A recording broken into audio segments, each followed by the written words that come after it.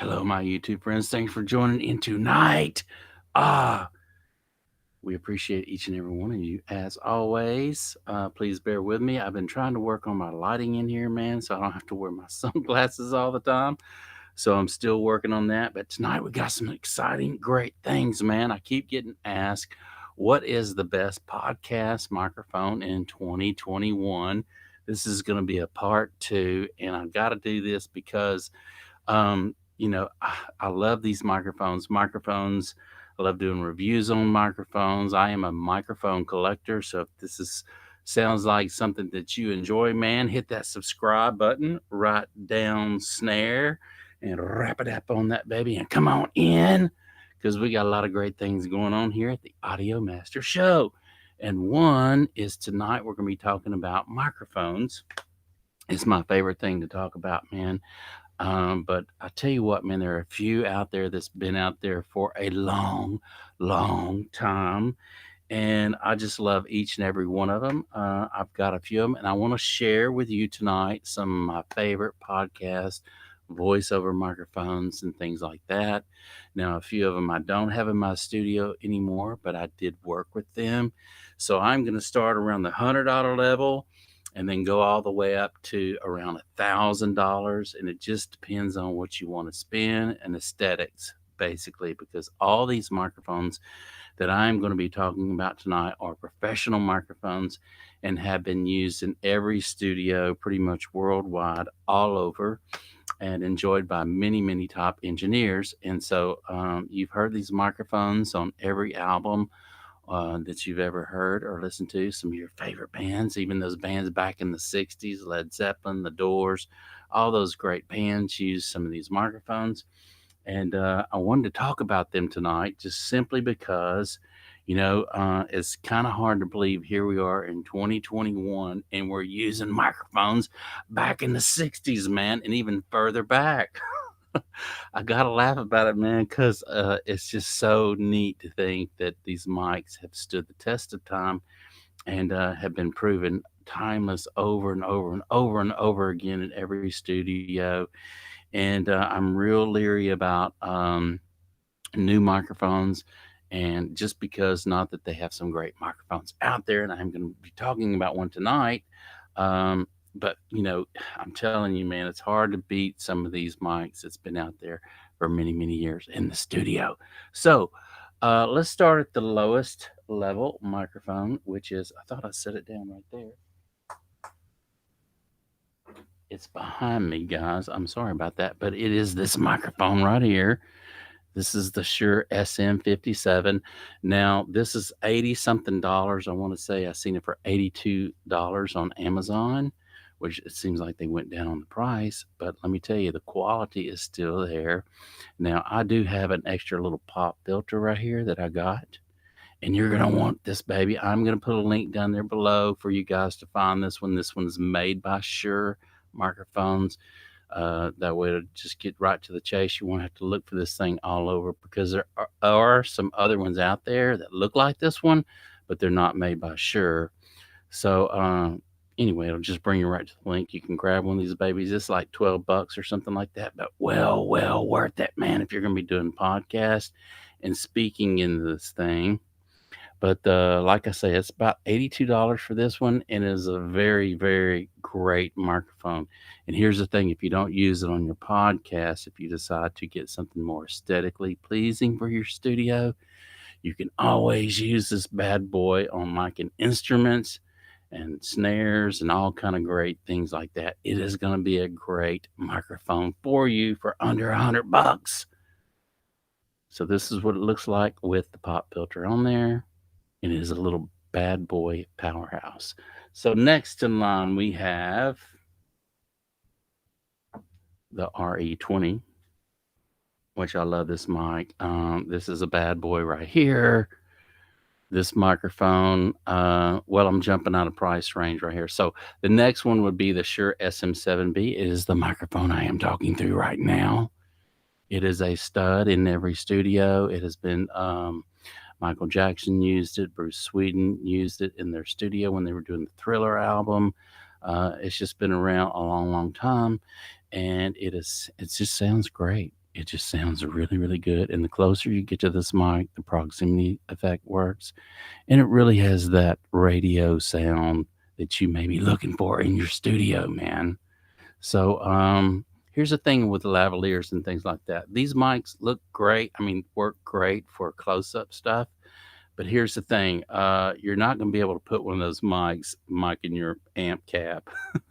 So the cool thing about this microphone right here is, you can it's so versatile, man. You're gonna be able to use it on everything. You're gonna be able to use it on your podcast, your voiceovers, just your rock and roll songs, everything. This mic is a major player in the professional studios. And so this mic's about $300. And is it $300 for this one or is it 400? No, I'm sorry. It's $399 for this microphone. Okay. It has a built-in shock mount, so you don't have to buy anything else, man. It is here. It is a stud. It may be one you want to look into. The next microphone jumps up to the RE20, and it's $450 for this microphone. It does not come with a shock mount. It does come with a mount that mounts back here.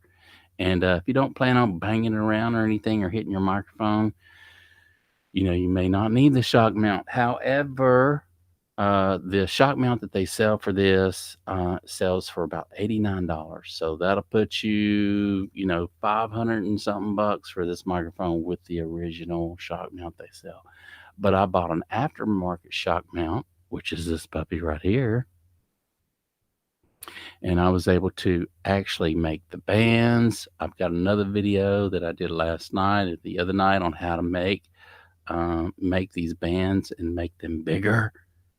And it supports this microphone just fine. I actually painted it, found the color of paint to paint this. It came black and was able to paint the shock mount to a close enough color to the microphone. And man, these two just rock together. So I'm gonna put a little video up there at the end of the video, how to go back and check out how to make these bands for your shock mount to beef it up and give it some meat. And you really need that extra meat there to hold this heavy microphone.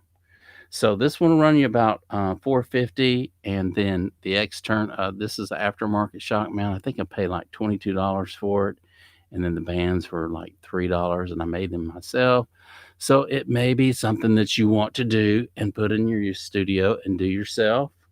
You can make these bands out of different colors, and I'm gonna show you here one I did the other night, and it just rocks, man. It really gives it the meat.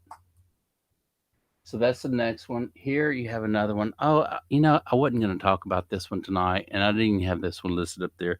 But if you're looking for aesthetics, this is a great microphone, the SHURE 55. It is a great microphone also to do your podcast with. It bends right here. It's really kind of a cool microphone. But here's the thing about this mic. I actually had to mod this mic, and there's 4 screws that come off. There's 2 at the top, 2 at the bottom, and this whole front part just comes off. And I actually had to put more wind foam inside this because of the plosives. You couldn't get close to the mic. It sounds great, but you couldn't get close to the mic without the popping P's and the popping B's. This microphone right here really controls that really well, popping B's and P's and things like that. You don't get that plosive going into the mic with the Shure SM7B. So if you're just going after the aesthetics, this one's a nice microphone right here, but you will have to alter it a little bit. And I am going to be doing another video on that, showing me actually go inside this and do that. So you don't want to miss out on that video. Now, here's the condenser microphone I wanted to talk about tonight, man. These are all done. Oh, you know what? I'm getting off track, but here's the thing. So the $1,000 range, we had the Sennheiser MD 441U. That's correct. I've got some listed over here, and I should be going by this, but I'm not. I'm kind of jumping all around. But it is such a beautiful microphone, man. It's been around a long, long time. And I want to say it has like 5 different bass roll-offs on it. Check it out. It's the Sennheiser MD 441-U. It's going to cost you about $1,000, man. But here's the thing about this dynamic microphone. Everybody swears up and down how great this mic. I've only used this mic one time in the studio. It was not on a voiceover, and but it just sounded really, really good. And everybody swears on this mic being a massive overlook stud in the studio, and it's just a beautiful mic. Check it out. You can go on Amazon and check it out. It's the Sennheiser MD441-U. It's running you about $1,000. That's the most expensive one that I have up here that I was going to talk about.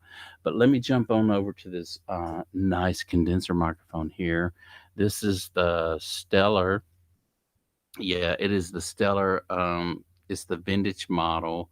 So it's the X2 vintage model. Now, keep in mind, I did mod the shock mount here and put some extra beefy shock mount bands on here and made this the other night. This is so you guys really need to check this out, man. It really, really looks good. And it really upgraded this microphone as far as, looking like a microphone you want to step up to and sing into it because of just the extra bands and colors. I did one in yellow, and yellow looked pretty cool. So if you can find these bands in different colors, seems like I found yellow and blue and whatnot. And it's just a bungee cord. Actually cut it, sewed it, heat shrinked it, whole 9 yards, and it works great. But this microphone sounds really, really, really good. It picks up everything. The capsule is derived off of a U-47 capsule. And so I really, really like this microphone. It will be a powerhouse in the background, sneaking up on every engineer around the world. So this may be a microphone you want to check out right here. It is a beauty, and it sounds fantastic. So these are the microphones I wanted to talk about tonight. I wanted to hit on those. I wanted to do this part 2. I'm going to put some links down there below, so you ain't going to have to chase around and try to find everything. You can just click on the link, man, and it'll bring you right to it. You can check it out. Read all the specs on all the different microphones. These microphones that I talked about tonight are the best microphones for broadcast and voiceover in your studio. And so you cannot go wrong. And here's the thing, man. If you get you one of these mics right here, and if you ever decide to sell it, which you won't, but if you ever do, somebody's going to want it, and you'll be able to get your money right back out of it. So if this sounds like a great show, that's something you want to join in, I love talking about microphones and all kind of cool stuff like that. We do reviews. I've got some lighting coming in that's going to change my scene in here, guys. And I'm hoping for the best, so I don't have to keep wearing my sunglasses all the time whenever I'm here in the studio. I really want to get that backdrop effect going on, and then also you guys to be able to see me talk about all this cool gear and whatnot. And so anyway, we're going to be doing an unboxing on that cool stuff. So thank you guys for joining in, man. I'm going to put those links down below and some videos above on how to make those shock bands. Go to it. You do not want to miss out. Really cool video, and upgrade your shock mount, dude. And we will see you tomorrow, Texas time, between 7 and 9 o'clock. This is when I come on. You don't want to miss out. Great stuff going on here at the Audio Master Show, and we will see you later.